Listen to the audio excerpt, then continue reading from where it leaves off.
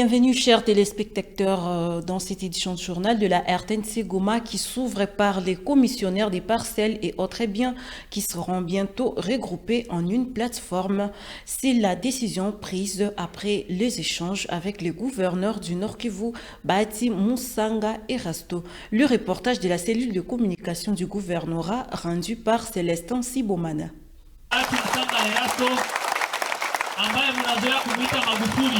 Le jardin verdoyant du gouvernorat du Nord Kivu est les lieux désormais choisis pour recevoir de centaines de milliers de membres d'associations, différentes couches sociopolitiques, pour échanger sans tabou avec les gouverneurs du Nord Kivu, Bahati Musanga et Rasto. Ce lundi, 19 janvier 2026, c'était le tour des commissionnaires de parcelles et autres biens en vente. Dans sa politique de rapprocher davantage sa population, Bahati Musanga et Rasto ouvrent le débat en explicitant le pourquoi du mouvement révolutionnaire AFC M23. Les choses doivent changer dans tous les secteurs, martèle-t-il. En présence de cadres de base, chefs de quartier, Bahati Musanga et Rasto a prêché sur le vivre ensemble, vivre sans tribalisme. La participation des commissionnaires au projet de développement et de sécurité a été sollicitée. Le moment le plus fort, c'est le débat, questions et réponses. Les commissionnaires ont eu l'occasion de dénoncer le mal qui rongeait leur monde du travail. Désormais, des mesures durables viennent d'être mises en place. C'est entre autres la formation d'une plateforme, l'identification des commissionnaires, comme l'expliquent ici certains interrogés à la fin de la rencontre. Gouverneur de Provence, Excellence Erasto, Mungu aendelee kumbariki parce que yeye ni Messia solution.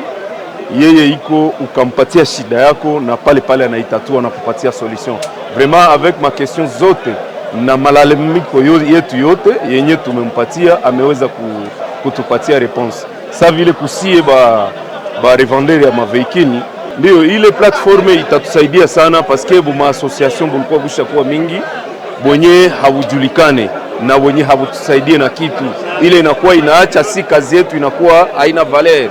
Sasa ile platforme itareunir bule buma association vote yenye itakutika iko na madokima za ziko valable ziko bien aba bana merite platforme itaweza kuwarekipere.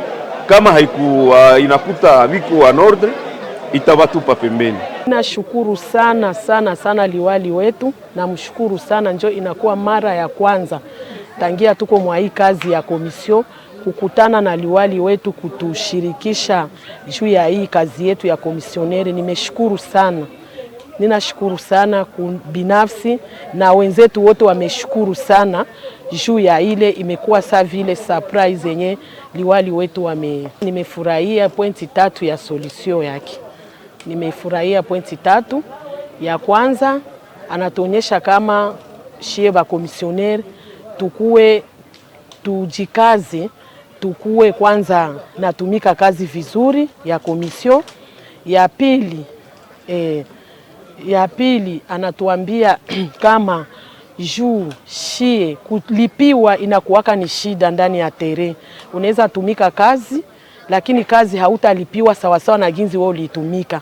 Kutakuwa mtu mwenye anajulikana ubie iko yulu sana, anakuonyesha kama ile 5% yako hata kukupatia hayo.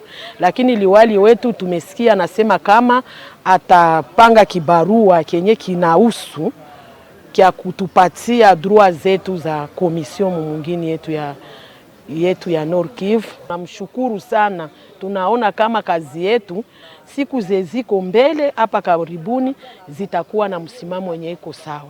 Bahati Musanga et Rasto restent catégoriques sur le morcellement irrégulier de moins de 15 mètres sur 20 pour une parcelle à Goma et dans toute la zone libérée.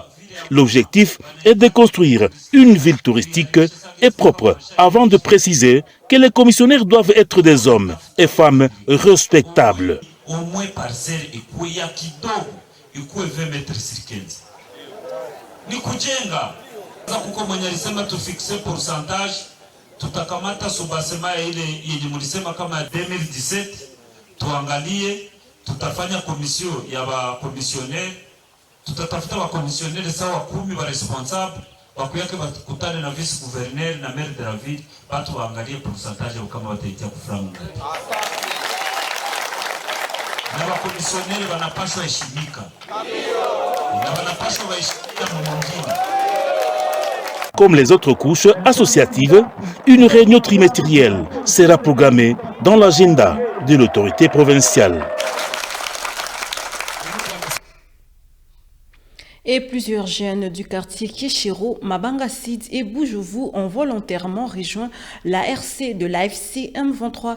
C'était à l'issue d'une campagne de sensibilisation intensifiée par la coordination provinciale et mobilisation de l'AFC M23.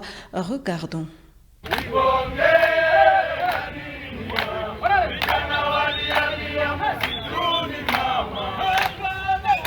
C'est sous cette ambiance tout azimut que plusieurs jeunes venus des différents quartiers de la ville de Goma ont manifesté leur volonté d'allonger ainsi la liste des candidats à la formation militaire du mouvement AFC M23.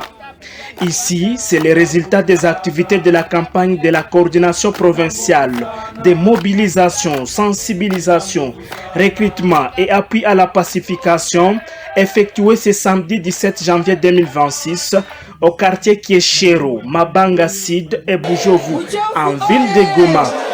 Une descente qui s'inscrit dans le cadre de la politique de proximité prônée par les gouverneurs du Nord Kivu, Bahati Musanga Erasto, selon Théourou Remesha, coordonnateur provincial adjoint de la dite coordination provinciale. Et partout où nous passons, nous parlons du projet de société et aussi nous procédons au recrutement des cadres politico-administratifs, mais aussi aux volontaires qui vont intégrer l'armée révolutionnaire congolaise qui a pour mission de libérer ces pays.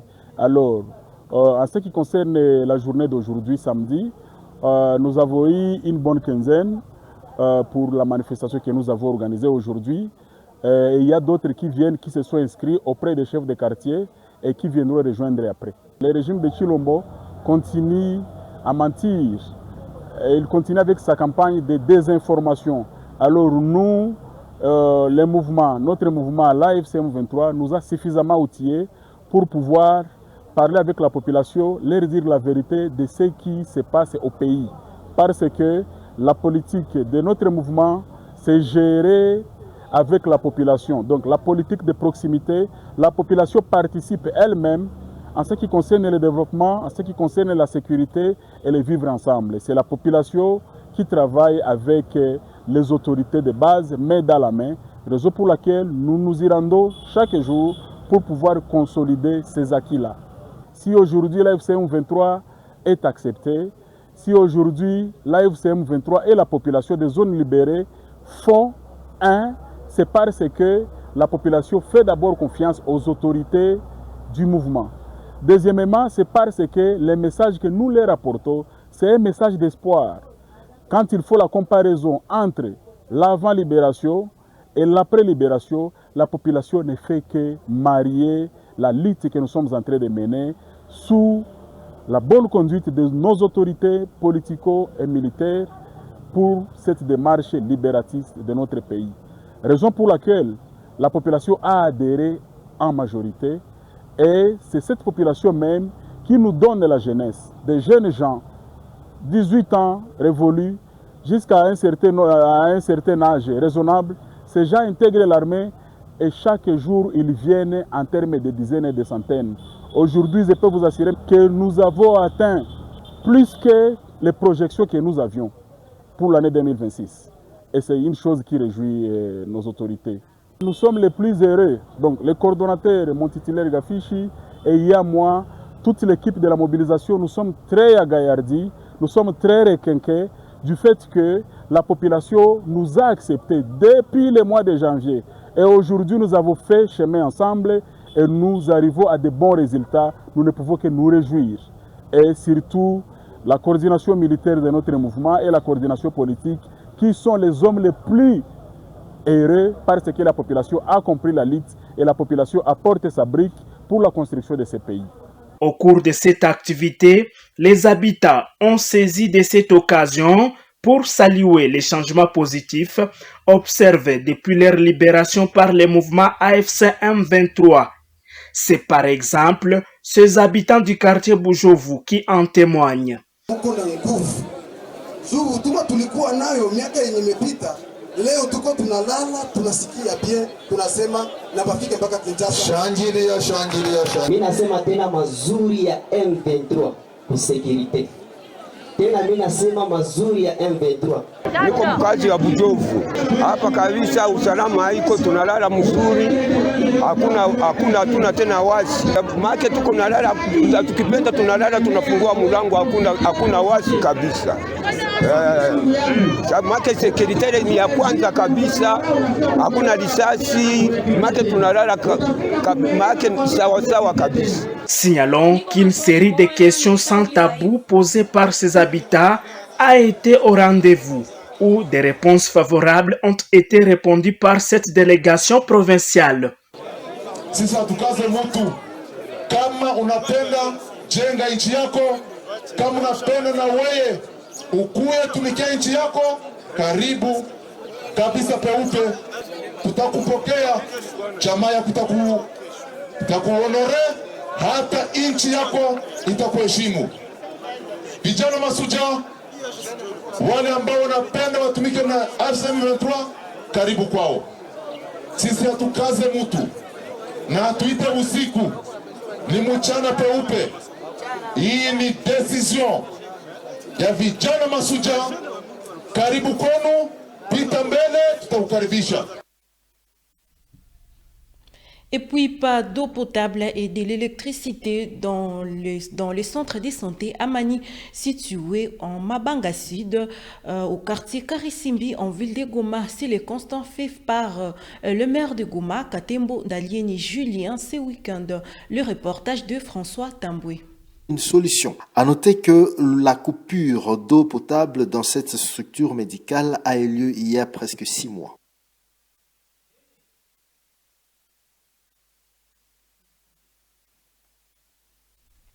Et je disais donc pas d'eau potable et de l'électricité au centre de santé Amani situé au quartier Mabanga Sud en commune de Karisimbi en ville de Goma. C'est le constat fait par le maire de la ville de Goma, Katembo Dalieni Julien, ce week-end. Le reportage de François Tamboué.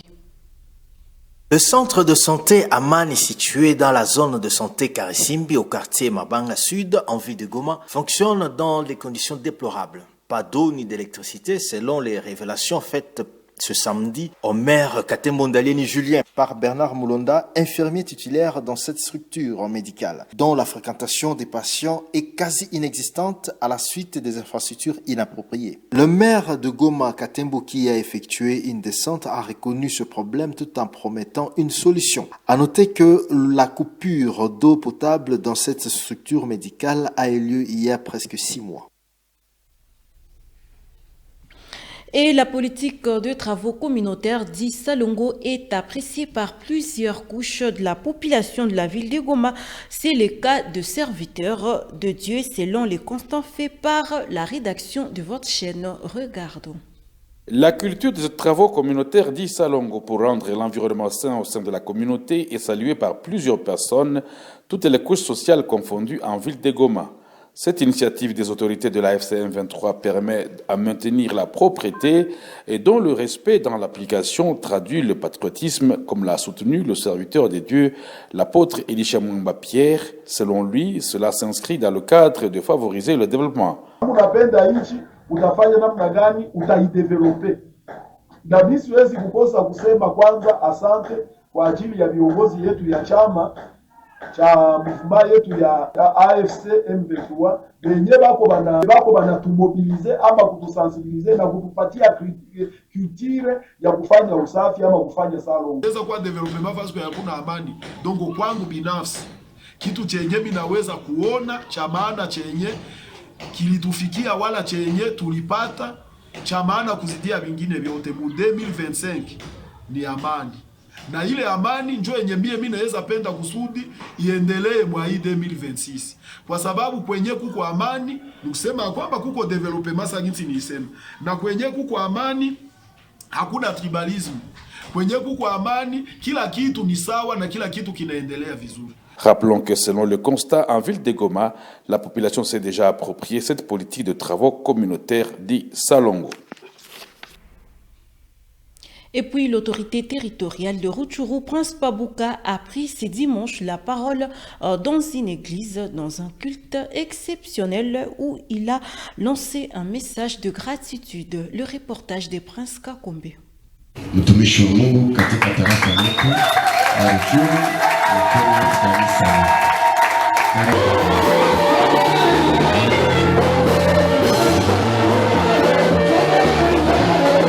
À l'occasion d'un culte célébré ce dimanche 18 janvier 2026 à l'église Samiou de Kiwanja, l'administrateur du territoire des Rutshuru, Prince Pabouka, a endossé les rôles des prédicateurs.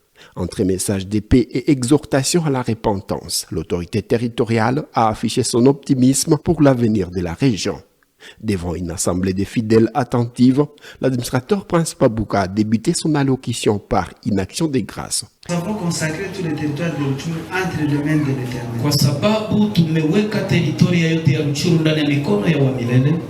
Il a salué les climats de sécurité observés dans la zone depuis l'arrivée de la FCM23, exprimant les souhaits de voir cette stabilité se consolider durablement. Se projetant vers l'avenir, l'autorité territoriale a prophétisé une année 2026 placée sous les signes du miracle et du changement social. Le Dieu que nous prions à l'oreille attentive et la main assez longue pour nous secourir, a-t-il martelé, annonçant des jours meilleurs pour le foyer et les secteurs vitaux du territoire. L'année 2026, l'année par laquelle nos bouches vont témoigner que oui, nous avons vu la main de l'Éternel. Il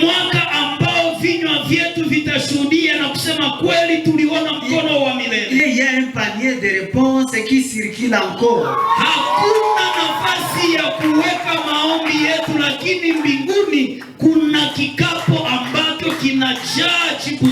Pour Prince Pabouka, ces renouveaux passent cependant par une condition sine qua non.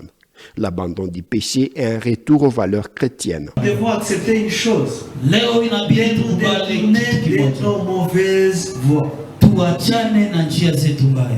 Là que nous avons glissé. Là que nous sommes passés à côté de la volonté de Dieu. Là que la communion s'est brisée entre nous et Dieu. Que nous revenions encore vers la croix de Golgotha. Ce passage de l'administrateur du territoire a marqué les esprits. Pour le pasteur visionnaire Mouindo, responsable de l'église Samioui, cet événement revêt un caractère exceptionnel. Selon lui, l'histoire du territoire des Rutshuru n'avait jamais connu une autorité territoriale cumulant ainsi ses fonctions administratives avec une foi active et un talent de prédicateur.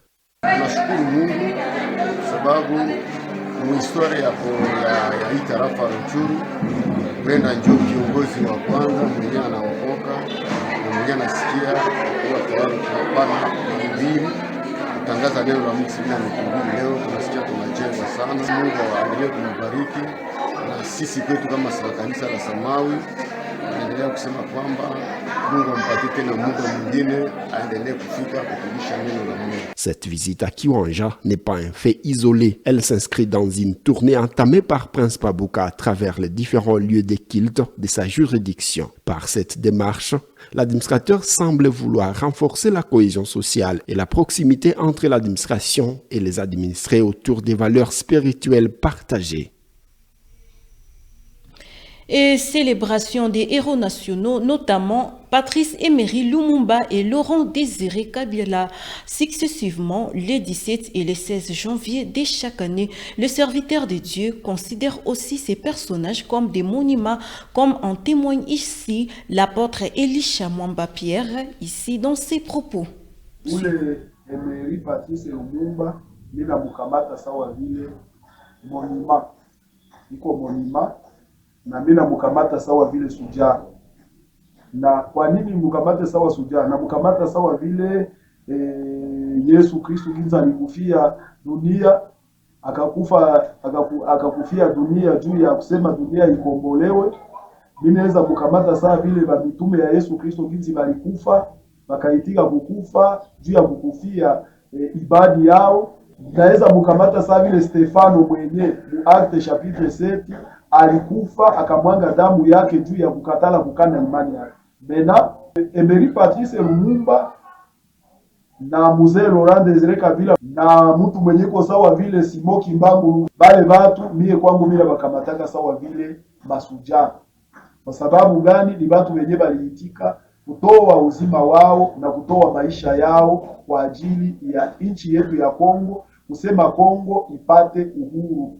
Na sasa sio tu Kongo njoo kwenye banaweza kukumbuka Emery Patrice Lumumba, lakini ni kwa Afrika mzima, kwa sababu Afrika yote ilienda kupata uhuru kupitia kifo cha Lumumba au kupitia Lumumba, kwa sababu ile tu hali ya Lumumba kusimama kama shujaa, anaanza kutetea uhuru, kutefadre uhuru, ile ndio ilituma manchi zingine nazo zikafanya nini, zikakuwa sasa zimesisimuka, zinatoka usingizi, nabo bakaanza kuomba uhuru ama independence. Ndio msema kwangu binafsi Emery Patrice Lumumba ni shujaa. Sema muhali ya imani kwanza, kitabu ya Jean chapitre 10 verset 11 nasema, mimi mchungaji mwema anatoa uzima wake kwa ajili ya kondoo. Tusema kwamba chenye binaweza sema atanke kiongozi wa dini na mchungaji wa kanisa, naweza kome conseil ni kwamba maisha inaomba kupenda nchi yetu. Kupenda nchi sawa vile jinsi Lumumba alipenda nchi na kaitika kukufa juu ya nchi. Na siye Bakristu au benye abako Bakristu wa mizilima au benye abako ataba mizilima ya bana dini, tujifunze kupenda nchi yetu sawa vile jinsi bale masuja au bale baerobe balitutangulia baliitika kupenda nchi hadi kujisakrifie, kutoa maisha yao, bakakubali kukufa. Na mtu kama ukipenda nchi, manake msema hawezi kuisaliti. Et l'abeille est un insecte utile dans la vie de l'homme. Confirmation d'un agriculteur, Gérard Hangui. Celui-ci soutient qu'il est important de savoir vivre avec l'abeille pour éviter tous les dangers des piqûres. Chantal Saloumou nous en fait les points. Un insecte utile à la vie de l'homme car tout ce que nous mangeons est l'œuvre de l'abeille. Cette confirmation est d'un apiculteur, Gérard Hangui, lors d'une interview avec les reporters de votre radio ce lundi 19 janvier. Gérard Hangui nous donne ici l'importance de l'abeille dans la vie de l'homme. Si l'abeille n'existe pas, l'homme aussi ne peut pas exister. Parce que tout ce que nous produisons, tout ce que nous mangeons est l'œuvre de la pollinisation de l'abeille. Alors si l'abeille n'existe pas, donc carrément il n'y aura pas la nourriture dans les jours à venir. Donc dans 3 ans, 4 ans, l'homme va manquer quoi manger parce qu'il n'y a pas la pollinisation des plantes, il n'y a pas la pollinisation des fleurs et cela fait à ce que l'homme ne puisse pas manger. Alors, comme l'abeille est utile à la vie de l'homme, nous devons vivre aussi avec lui. L'abeille, c'est un insecte qui ne provoque pas l'homme, mais c'est l'homme qui provoque l'abeille. Et l'abeille a tout intérêt de se protéger parce qu'une fois l'abeille pique l'homme, l'abeille va mourir après la piqûre. Mais il faut savoir comment vivre avec l'abeille pour éviter d'être piqué. Écoutons Hangui. Alors, pour ne pas être piqué par l'abeille, premièrement, il ne faut pas provoquer l'abeille. Deuxièmement, quand vous élevez les abeilles, il faut à ce que vous puissiez construire au moins votre clôture ne soit pas inférieure à 2 mètres. Quand vous l'élevez à la maison ou dans des parcelles dans la ville. Mais quand dans la forêt, il n'y a pas de problème, vous pouvez laisser comme ça, mais vous faites votre clôture pour empêcher aux hommes et à d'autres animaux domestiques de ne pas y accéder. Alors, autre chose est que l'abeille, c'est un insecte qui sent comment est-ce que l'homme, la façon dont l'homme se comporte. Quand l'homme est réveillé de mauvaise humeur, le premier insecte qui a l'instinct de connaître que l'homme est de mauvaise humeur, c'est l'abeille. Alors quand vous êtes en colère, ne venez pas vers votre richer. Quand l'abeille vous pique, il y a une odeur que l'abeille laisse dans votre organisme. Alors ça fera assez que l'autre abeille qui va te voir, l'autre abeille qui va sentir cette odeur-là, va savoir que tu constitues une menace pour eux et la deuxième abeille va venir encore vous piquer. Il y a aussi des couleurs qui attirent l'attention de l'abeille. Par exemple les violets, par exemple les rouges. Quand vous passez devant une ruche en rouge, ça constituera déjà une menace pour cette abeille-là. Pour rappel, un homme est mort le week-end dernier suite à la piqûre d'une abeille dans la ville de Goma. Et le FC Virunga de Goma a livré un match amical contre le club Premier Family Football Club au stade Nyamirambo de Kigali. Score final 3-1 en faveur de Goma Tracien. C'était le dimanche 18 janvier. Regardons. De football s'est joué ce dimanche 18 janvier 2026 à Kigali, au Rwanda, entre les vétérans des anciens de Virunga de Goma et le club Premier Family Football Club. La rencontre a eu lieu au stade Nyamirambo de Kigali où le VC Virunga a gagné sur un score de 3-1. Messieurs Bizi et Rachidi, coach des anciens de Virunga, ont exprimé leur joie à l'issue de la rencontre. Match ilikuwa kilo, tuko na experience, tupeshwa funga match kama kawaida. Jo chakula yetu ya kila siku, hatuwezi penda tupoteze match à l'étranger.